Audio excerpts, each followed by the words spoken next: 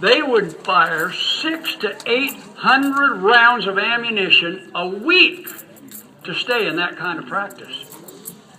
All right, now this cowboy was hired on at $25 a month to go out here in the hills and look after cows. How much practice is he going to do with a handgun, if he even had one? No. They were lousy shots. They were lucky to hit a barn even if they was inside of it. So, what did they do? All right.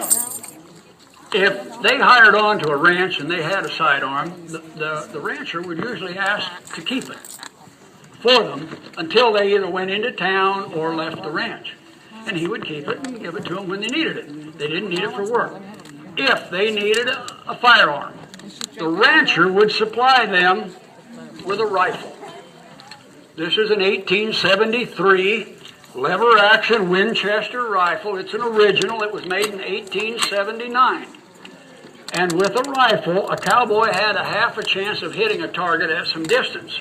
Now, what target would he need at a distance? Predators. Wolves, coyotes, bears, all kinds of predators. He might need it for that. He also might need a firearm to put down an animal that was too sick or too hurt to get well. Well, a rifle would work very good in either situation. So, they seldom carried a sidearm, but they did carry a rifle. Now, there's one other aspect of a sidearm on the job. It's in the way. He was sitting on a horse. When he would throw a rope, most generally, it was not like rodeo roping. He would throw the rope, jerk the slack around the horn. He would turn the horse around to hold the cow. That rope would come right down the cow. Now, Fred Remington says in some of his paintings that it was real common, or Charlie Russell, he said real common for a cowboy when he was roping to pull the gun around on the other side. Now, I'm left-handed. So he'd pull the gun around the other side and get it out of the way. So a sidearm was really more of a problem than a help. Now, if they did, and some did, an interesting thing is the knife. They always carried a knife. I mean, anybody that works in agriculture, anybody that works outdoors carries a knife. That's just common. Most of the photos, the old-time photos you'll see of a cowboy actually wearing a sidearm, the knife will be right here in front of the gun. And people say, well, yeah, but it's in the way when he wants to get the gun out. Well, now, wait a minute. He used the knife 100 times more often than he needed the gun. It needed to be very handy. So they would quite often carry it in front of the gun, and a lot of them would have the holster made with the Mexican loop holster with this loop big enough, they would stick the knife in the loop of the holster where it was handy. So cowboy life in the working ranch was a whole different ballgame than the drovers. Drovers were the guys that made the long cattle drive. And they never knew. So they often did carry a sidearm, yes.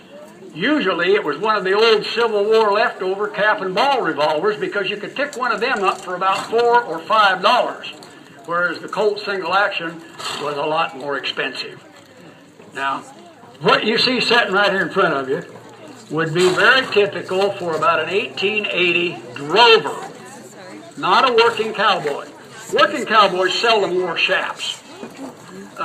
They only wore them when they needed them, when they had to chase cows out of the mesquite thickets or wherever where the brush was rough. Otherwise, they didn't wear them. These were a cowboy's coveralls. More often than not, they'd wear them in the branding pen where their clothes would take an awful beating and the leather could take it. So they didn't always wear it. And you seldom ever saw a cowboy in town dressed like I am. Hardly ever. These were his working clothes. Now, I don't know what you folks wear to work, but I'll guarantee you if you go to Vegas for an R&R, you ain't wearing your work clothes. Well, the cowboy didn't either when he went to town. A lot of them would have a suit of city town clothes at the barber shop. And the first thing they paid, they run into town, they run to the barber shop, get a bath and a shave and change into their city clothes, and then head for the bar. Yeah. So where did the Hollywood image of the cowboy come from? The hard riding, hard fighting, hard shooting, womanizing, hard drinking cowboy. Where did that come from? Well, there was an Eastern journalist named Ned Buntline who wasn't worth a darn in the East. He couldn't make any money. He went west looking for material. Ned never visited a ranch. He went to Abilene and Dodge City and some of these railhead towns. And he saw these boys at the end of a cattle drive. Now you got to remember, these were cowboys, not cowmen, cowboys, 16, 18 years old usually. They had just spent 3 months moving 2, 3, 4,000 mean longhorns, 1,500 miles. There were no bridges, no roads. You know, more cowboys drowned than were shot. They couldn't swim, and there were no bridges. They got these cattle to the railhead. After 3 months of sleeping in the dirt, the cows wanted to kill them, the horses wanted to hurt them, the foreman wanted to work them to death, and the cook wanted to poison them. There was no food preservation. And then they get asleep in the dirt. When they got asleep, the most common complaint was they never got enough sleep. Those cows had to be looked after 24 hours a day. All right, they get to town. Part of the deal when they sold them was get them on the cattle cars. So they finally get these kids finally get all these cattle on the cattle cars. The foreman hands these 16 and 18-year-old kids 3 months' wages at one shot. What do you suppose they did? You betcha. That's what Ned Buntline witnessed and what he wrote about. And he sent these back east. And the magazines and the newspapers, they couldn't get enough of it. And people back east just ate it up. And he sent lots of it back. He made a pretty good, he called them his dime novels. And he made good money at it. Well, he finally kind of run out of material. I mean, you can only do so much. So he started embellishing the stories. Does that sound like Hollywood? All right. Now, along about a little after 1900, what comes along? The movies. And what's one of the first movies made? The Great Train Robbery. Oh, another cowboy movie. All of a sudden now, shortly after 1900, these cowboys looked around and said, wait a minute, I got an image. They didn't know it before that. They were just dirt working for minimum wage and not very much appreciated. All of a sudden they got an image. And they got caught up in it as well as the rest of the country, and they still are. Yeah. Now, what we see out here today in the shootout is excellent entertainment. I'll buy a ticket to watch Tom Selleck blow a bad guy away anytime. It's awful good entertainment. But I also understand the difference between the real cowboy, R-E-A-L, and the real cowboy, R-E-E-L. There's a big difference. And they're both very, very interesting in their own right. Now, old Concho here, I'll tell you a little bit about him. I told you he's a retired racehorse. He had a bad wreck in a race. Physically, he's fine, but it affects a horse mentally. And they tend to be too cautious. And you can't have a cautious horse in a race. They gotta have what it takes to push it. But he was 7 years old when he had it.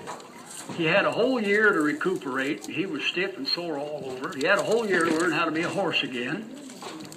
And then I started training him in the old Spanish tradition. Now, he is a true bridle horse. Now, look that up on the internet. We'll find out what that is. Now, this afternoon, we're going to be doing a program as the 1850 Mexican cowboy, and this whole thing will be explained.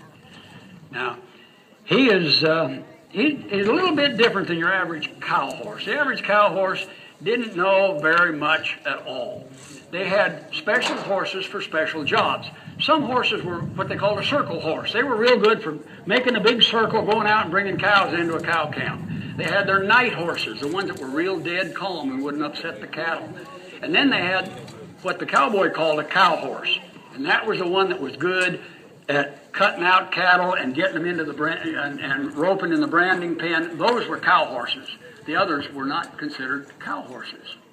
Well, anyway, old Concho here's a good cow horse. I got a picture of him with his ears back and his mouth open going after a cow, and there's nobody on him.